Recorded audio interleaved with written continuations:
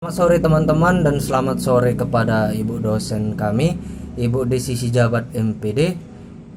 Perkenalkan, nama saya Roni Parningotan Banjarnahor, NPM 1801010249. Di sini saya akan mendeskripsikan tugas pertemuan pertama sampai pertemuan ke-15. Baiklah, di mana tugasnya itu pengertian dan latar belakang MBS. MBS merupakan pendekatan politik yang bertujuan untuk mendesain ulang pengelolaan sekolah dengan memberikan kekuasaan kepada kepala sekolah dan meningkatkan partisipasi masyarakat dalam upaya perbaikan kinerja sekolah yang mencakup guru, siswa, komite sekolah, orang tua, dan masyarakat. Latar belakang munculnya MBS dalam sekolah itu awalnya kita harus memahami terlebih dahulu tujuan dari MBS itu, yaitu mencapai tujuan pendidikan di Indonesia yang tertera pada undang-undang, yaitu mencerdaskan kehidupan bangsa. Nah, tujuan tersebut muncullah berbagai masalah. Maksudnya pada sistem manajemen yang lama, pemerintahan pusat mengambil alih segala proses manajemen yang ada di sekolah. Akibatnya muncul berbagai masalah ataupun kendala yang menghambat proses pembelajaran di sekolah, karena setelah dianalisis bahwa ada banyak perbedaan pada sekolah yang di perkotaan dan di pedesaan, mulai dari jarak yang jauh serta fasilitas yang mungkin kurang memadai, dan juga secara logika bagaimana pula pemerintah pusat mengenal secara detail bagaimana perkembangan seluruh sekolah kecuali badan pengawas yang ada di sekolah itu, mengetahui detail sekolah tersebut dan apa yang sedang dibutuhkan sekolah tersebut. Konsep dasar MBS yaitu meningkatkan mutu pendidikan melalui kemandirian dan inisiatif sekolah dalam mengelola dan memberdayakan sumber daya yang tersedia, meningkatkan kepedulian warga sekolah dan masyarakat dalam menyelenggarakan pendidikan melalui pengambilan keputusan bersama. Karakter MBS dari aspek sistem. Elemen-elemen sekolah efektif yang dikategorikan menjadi input, proses, dan output. Input pendidikan. Pendidikan adalah segala sesuatu yang harus tersedia karena dibutuhkan untuk berlangsungnya proses. 2. Proses pendidikan.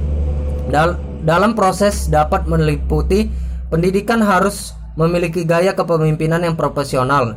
Proses pembelajaran itu harus efektif, partisipatif, yang tinggi dari warga sekolah dan masyarakat, lingkungan yang aman, tugas pokok dan fungsi yang jelas, pengelolaan tenaga pekerja yang efektif, sekolah memiliki kebiasaan-kebiasaan yang baik, adanya kerjasama yang baik antara guru, kepala sekolah, tenaga kerja sekolah, dan juga peran serta orang tua, terjalinnya komunikasi yang baik dan memiliki budaya yang bermutu. Output yang diharapkan. Output adalah prestasi sekolah yang dihasilkan melalui proses pembelajaran dan manajemen di sekolah. Pada umumnya, output dapat dikelompokkan menjadi dua, yaitu output prestasi akademik dan output prestasi non-akademik. Strategi implementasi MBS. Strategi-strategi berikut yaitu sekolah harus memiliki otonomi terhadap 4 hal. Yang pertama, memiliki otonomi dan kekuasaan dan kewenangan, pengembangan pengetahuan dan keterampilan secara berkesinambungan, akses informasi ke segala berbagai, dan pemberian penghargaan kepada setiap pihak yang berhasil. Yang kedua, adanya peran serta masyarakat serta aktif dalam hal pembiayaan, proses pengambilan keputusan terhadap kurikulum dan instruksional serta non-instruksional.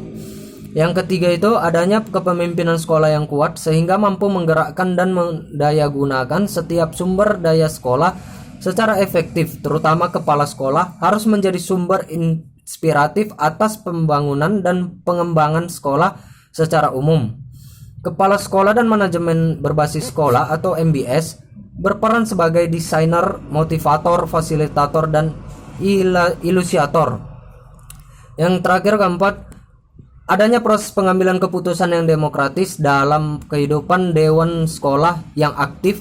Dalam pengambilan keputusan, kepala sekolah harus mengembangkan iklim demokratis dan memperhatikan aspirasi dari bawah. Karakteristik MBS. Karakter MBS antara lain: 1. Lingkungan sekolah yang aman dan tertib.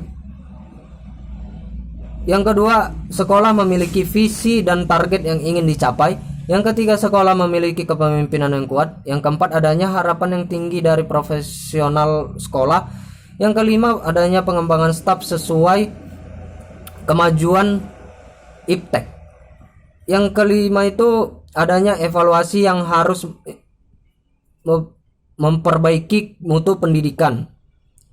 Fungsi MBS. Perencanaan merupakan proses yang sistematis dalam mengambil keputusan manajemen berbasis sekolah tentang tindakan yang akan dilakukan manajemen pada waktu yang akan datang.